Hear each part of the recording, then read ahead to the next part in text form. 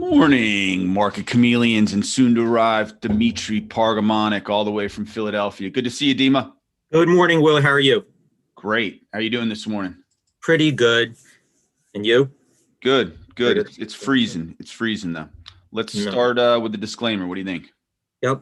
So good morning, everyone. Thank you for joining. Before we get started, keep in mind, Will and I, Market Chameleon, we're not registered investment advisors. We're not broker dealers. We're not telling you what to do.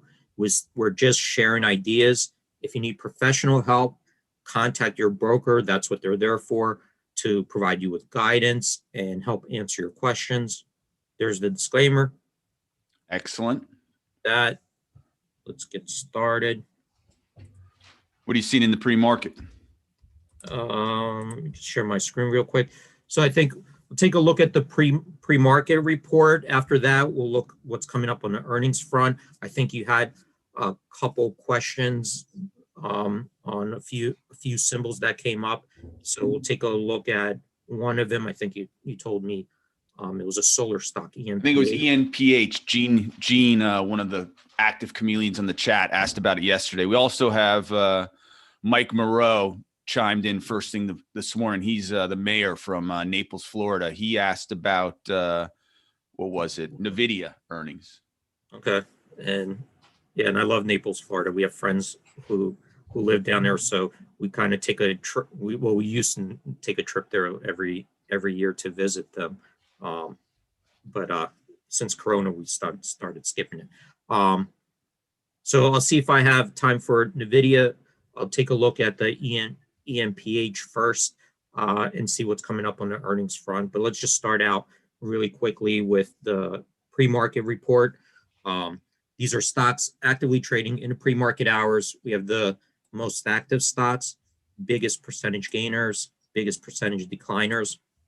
So let's first look at what's going on in the higher market cap stocks. I'm going to filter out stocks with a $20 billion market cap or higher.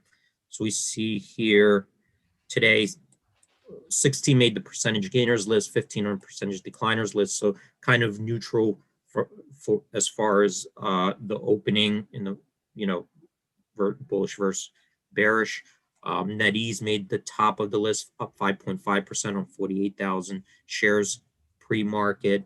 I see pretty low volumes right now. Nothing, really jumping out at me. So I'm gonna take a look to see what's on the unfiltered report. And again, we got some low market cap stocks gapping up. Here's one CHCI up 161%. I'm not grabbing any news alerts on this one yet, but this is a $36 million market cap stock. Got another one, KLV. That looks like a biotech stock up 142% in pre-market hours on 1.4 million shares. So, we usually see these every day. We could do an analysis on them, but just to save time to do a deeper earnings analysis, I'm going to jump to earnings unless you have specific questions on the pre-market report. Nope, you can fly over to earnings. Okay, so let's take a look at this one, ENPH.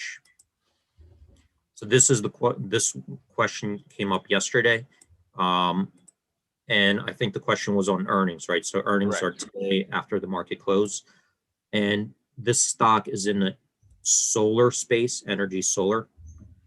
I kind of looked it up. Let me see here.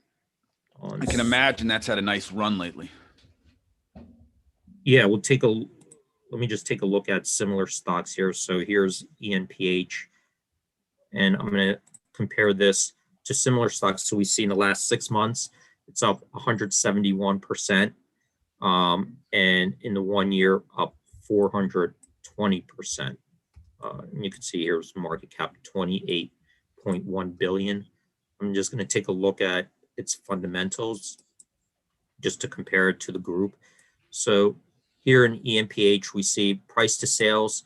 So that's if we took the market cap of ENPH divided by its trailing 12 months revenue, it's trading 38 times its sales.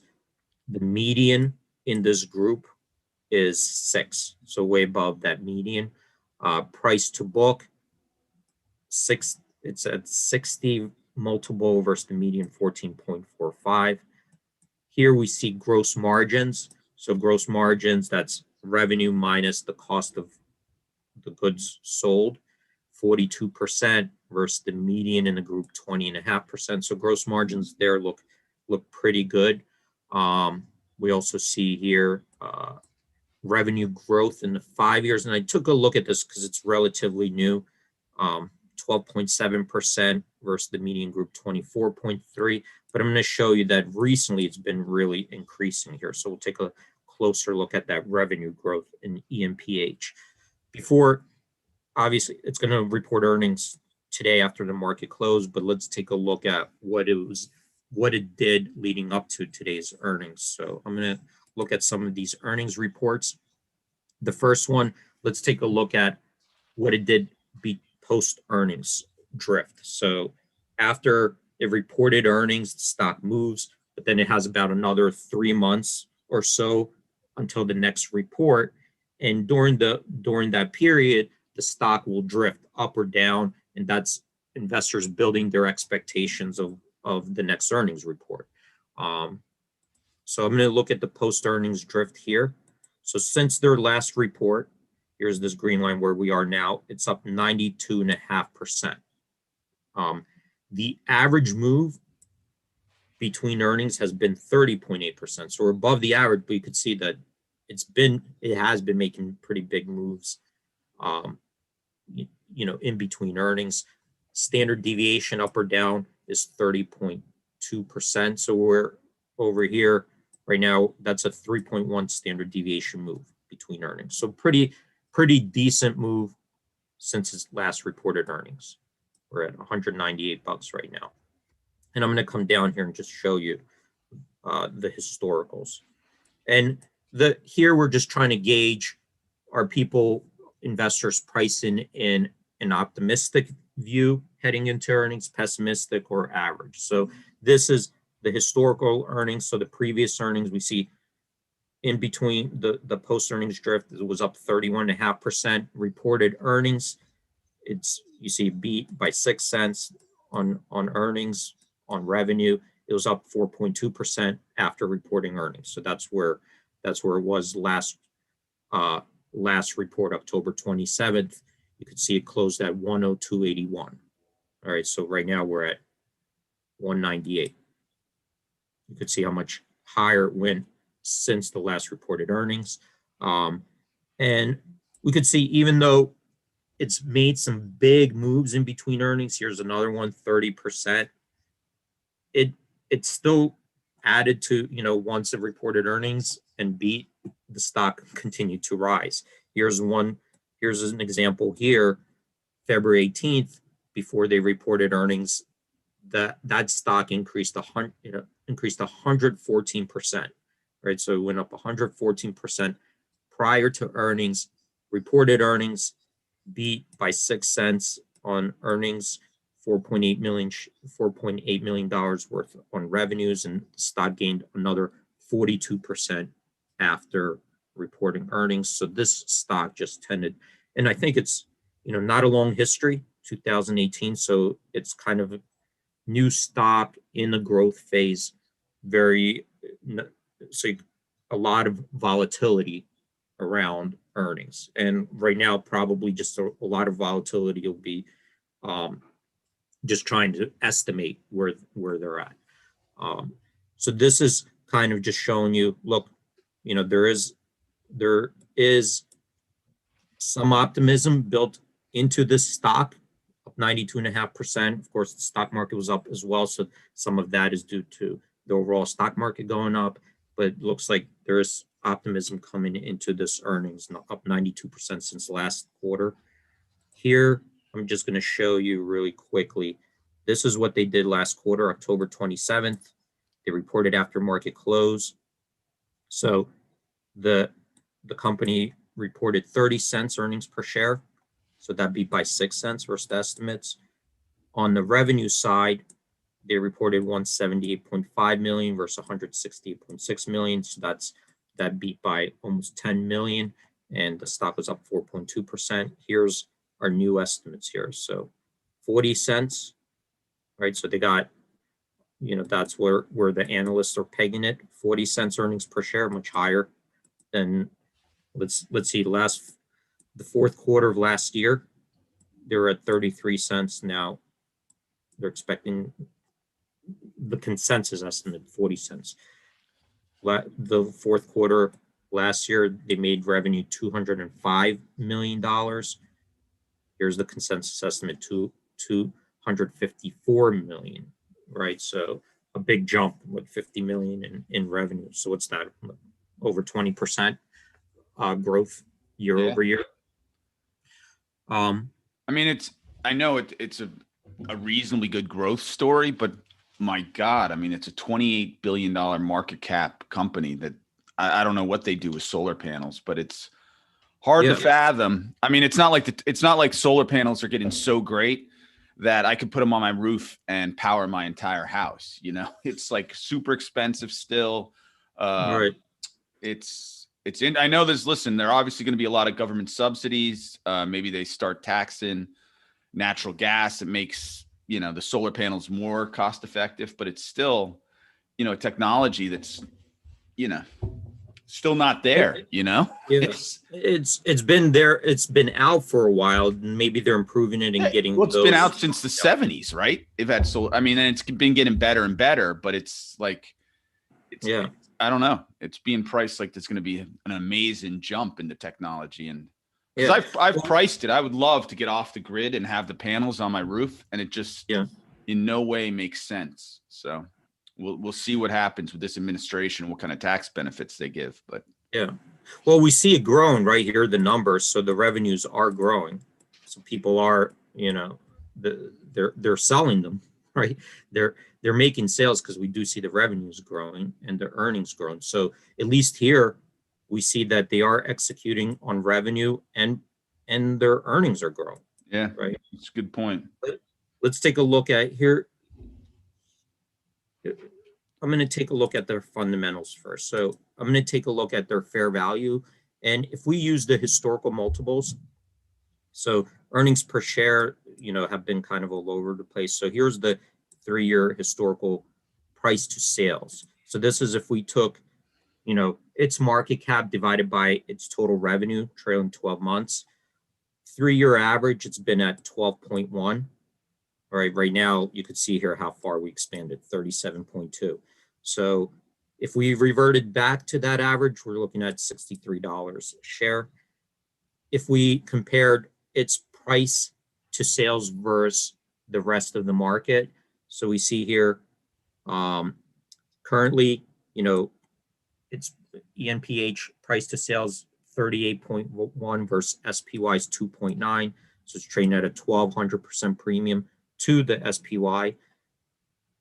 If we revert back to the historical average, that stock's 68.84. So the next question is, well, is this much higher expansion in multiple justified, right? So to justify that, we have to see the growth accelerating from history, right? It's got to be going up higher than we've seen in the past to justify such a big expansion in the multiple.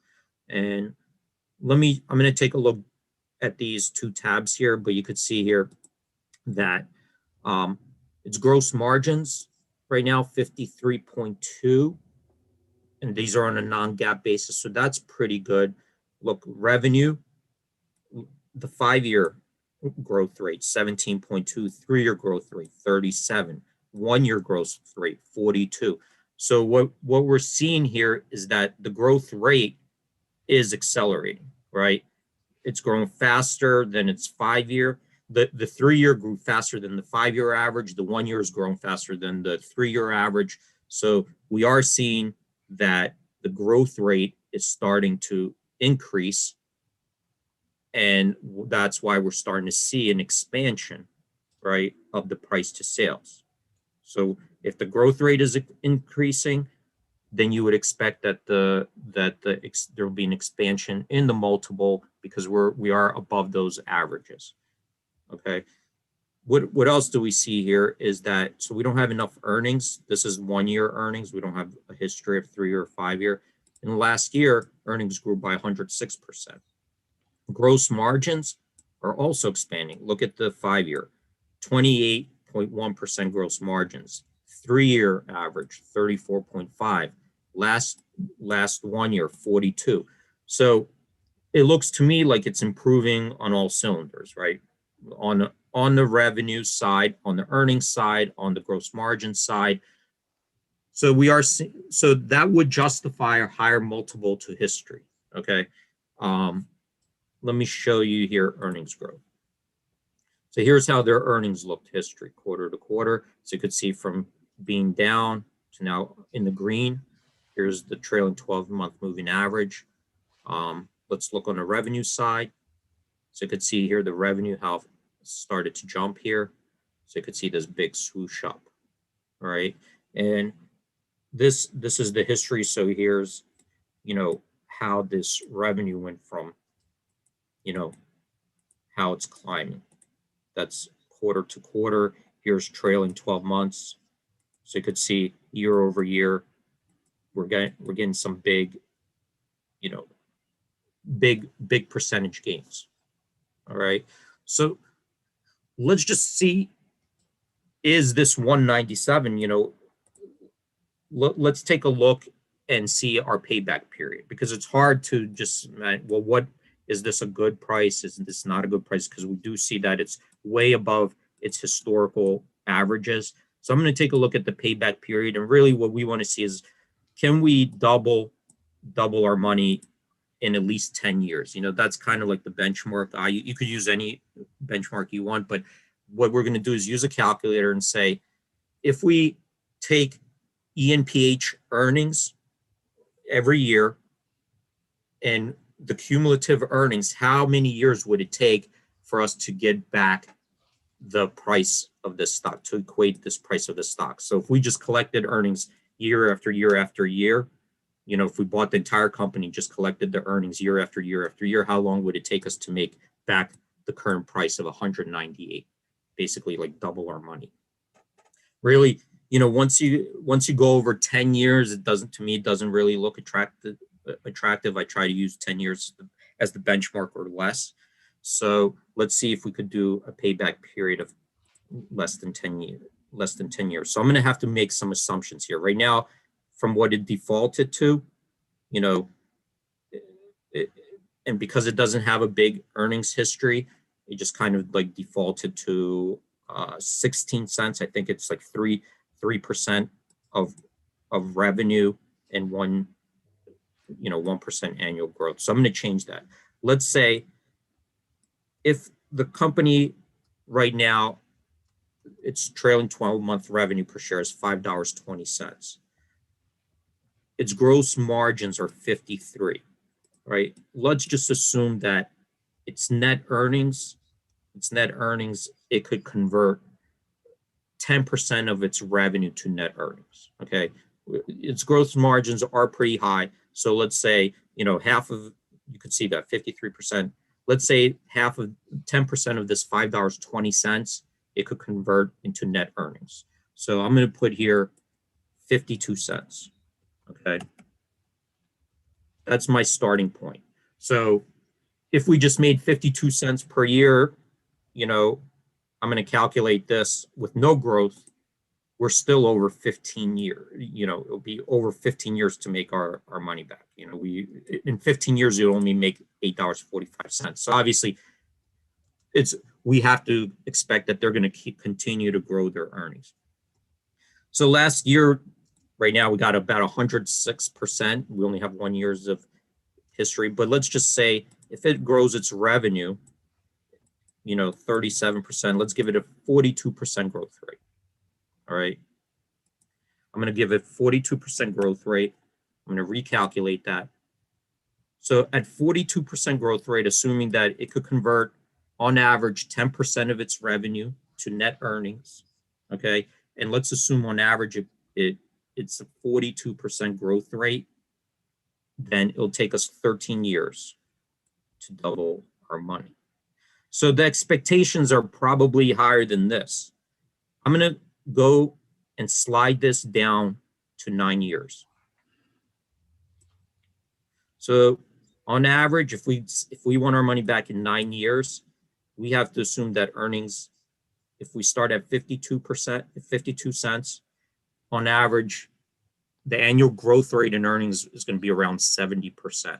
Is it possible? Maybe, you know, especially if like the next few quarters, if you're growing at 200% a couple of years and then it starts tapering off, maybe your average growth rate will be 70. But, you know, that's kind of like where I'm just trying to play around with numbers and see how realistic it, you know, and maybe it's realistic. I don't know, you know, because we see that solar right now is popping and we do see the revenues increasing. Potentially, if we get some tax incentives, it could happen. But that's kind of like how I'm trying to do some sanity checks here. Is that helpful? People understanding kind of what I'm doing here? Yeah. Jake just wants those numbers to be right. Exactly right, he said.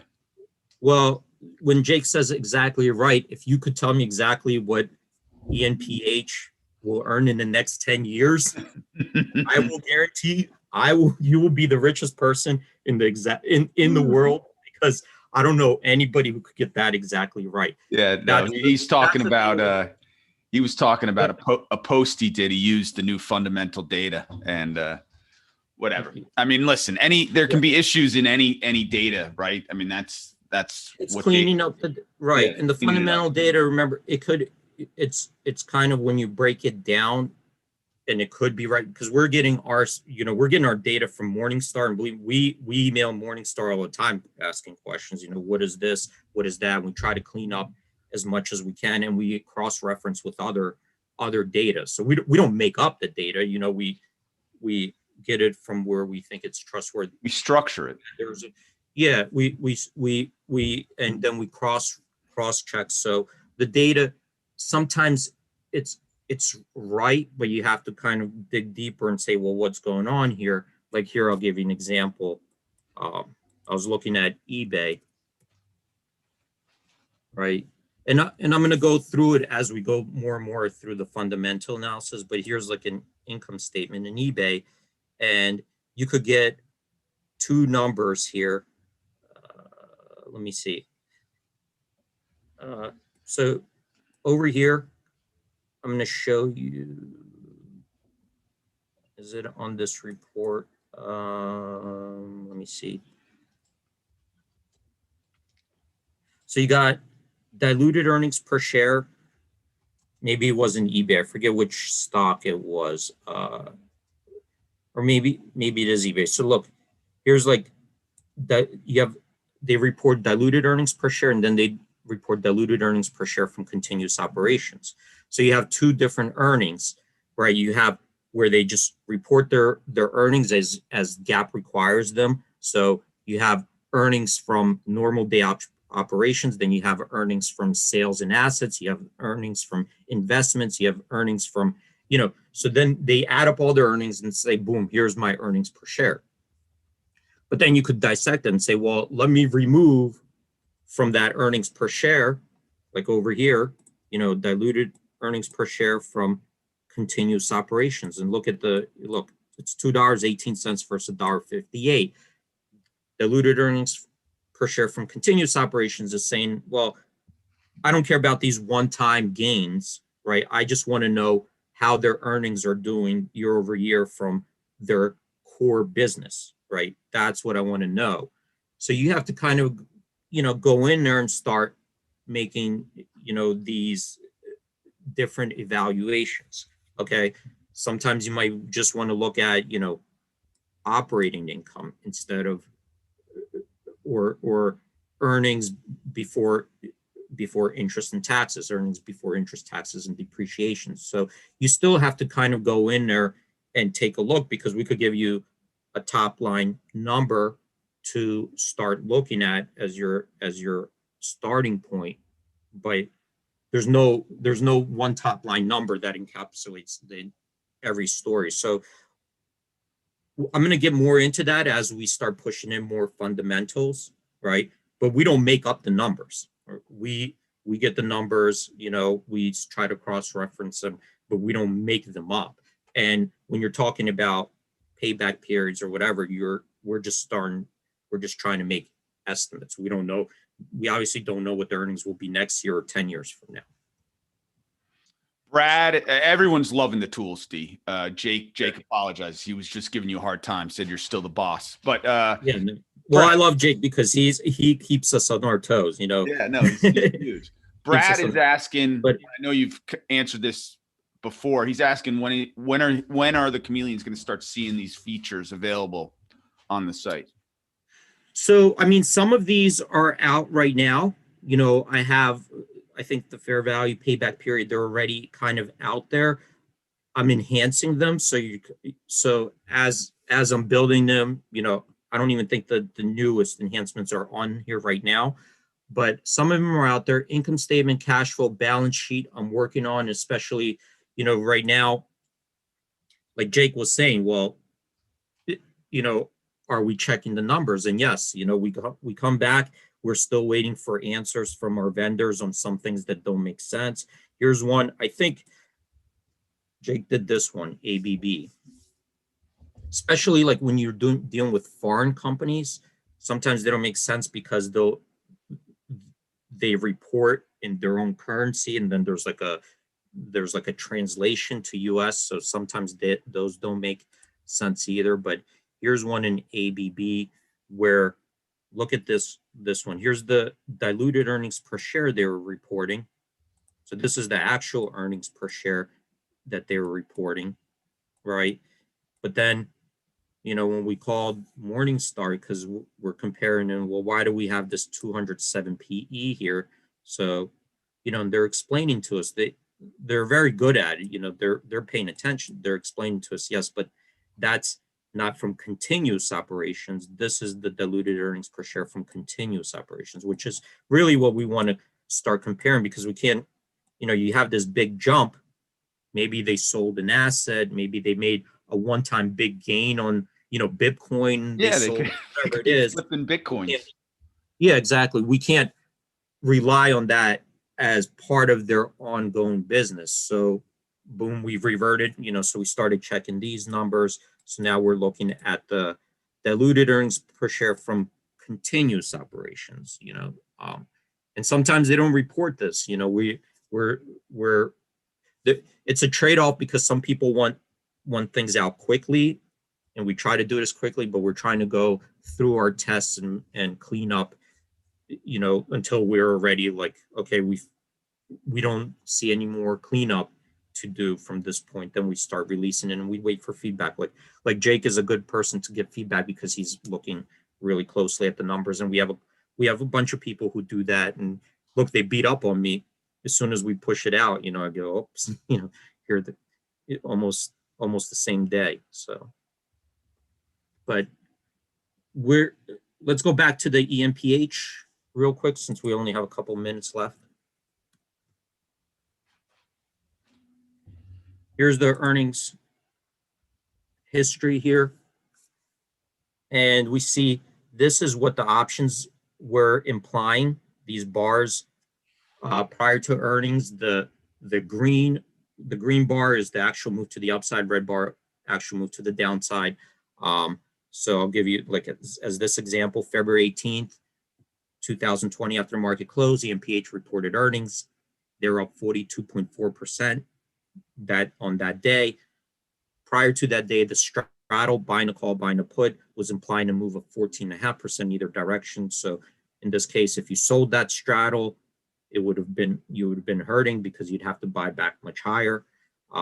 This one here is an example to the downside. October 29th, 2019, ENPH reported earnings. The stock was down 25.5% that day. Straddle was implying a move of 21.2% in either direction. So again, that broke right through the implied straddle.